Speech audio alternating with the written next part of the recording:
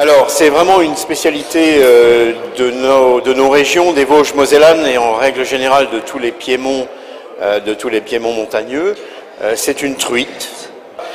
Elle était vivante dans le bassin. Donc, voilà, grosso modo, un calibre de truite standard. Ça, c'est une truite fario. Donc, après, préparation. Donc là, pêcher, évider. Voilà, donc j'ai préparé les 5 autres. Je vais simplement, en général, quand vous l'achetez chez votre poissonnier, elle est vidée. La garder aussi longtemps fraîche que possible dans de l'eau, parce que c'est le seul moyen de la cuisiner, ce qu'on appelle au bleu. C'est une cuisson dans une eau frémissante, fortement salée, ce que je vais faire encore maintenant, puisque je ne l'ai pas fait. Donc eau fortement salée, avec un bouquet garni si vous en avez, sinon juste petite feuille de laurier. Et ensuite, donc on va la laver. Donc on en a qui sont prêtes. Voilà.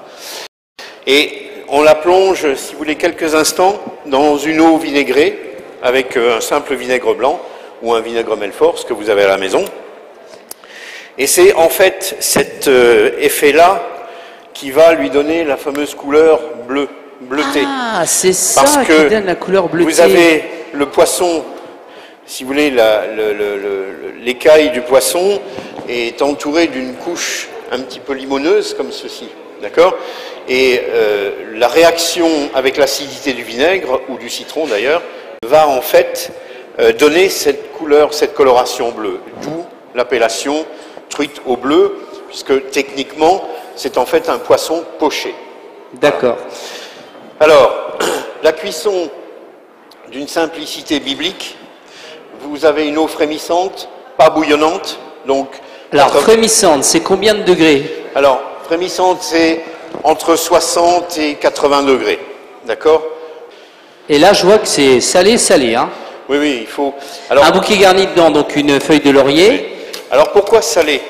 Parce que, je ne vais pas rentrer dans trop de détails techniques, mais physiquement parlant, les sels minéraux qui sont contenus dans la chair du poisson, si l'eau n'est pas salée, vont quitter la viande du poisson pour migrer dans l'eau. Principe d'osmose. On va du milieu le plus concentré vers le moins concentré. Effectivement, donc si vous voulez, fortement salé, parce que ça va permettre au poisson de conserver tous les sels minéraux qui lui donnent le goût. Donc, eau frémissante,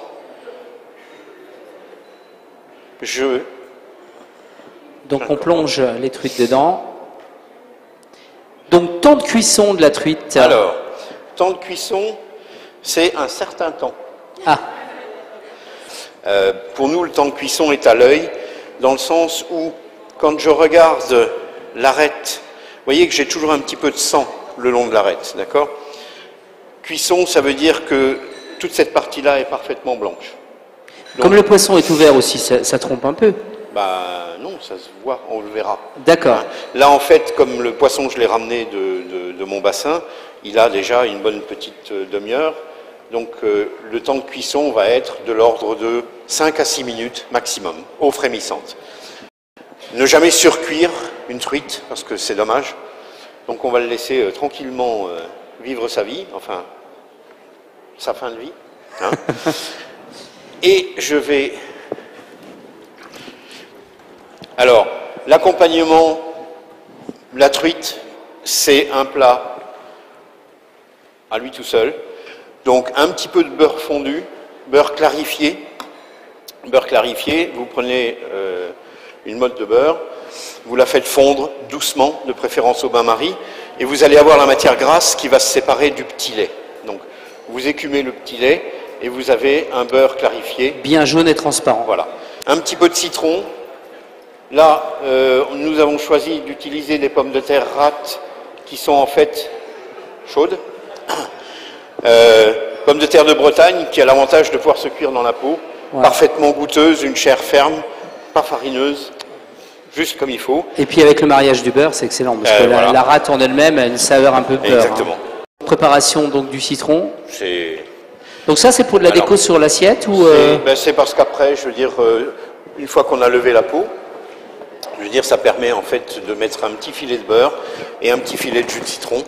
Et vous avez un poisson qui est parfaitement équilibré, qui est sain, qui est diététique en plus. Je veux dire, à part le beurre, encore que, il en faut un peu. Et vous voyez, on ne peut plus simple. Alors moi je m'inquiète parce que je vois que ça part dans tous les sens, là, c'est normal? Alors ça c'est normal parce que c'est bien la preuve que c'est un poisson qui était vivant il y a quelques secondes. D'accord. Il y a quelques minutes. Bien là. Alors, il y a une tradition qui veut que le poisson se présente toujours tête à gauche, ventre en bas. Donc on part tout simplement, on trace là, j'enlève la peau avec délicatesse. Et vous levez le filet avec la plus grande des simplicités. Vous voyez comme ça se détache bien. Arête parfaitement blanche, plus trace. La chair légèrement rosée, comme il faut. D'accord. Si vous voulez nous rejoindre, monsieur également, allez, dans les messieurs, un autre monsieur peut-être, qui veut goûter?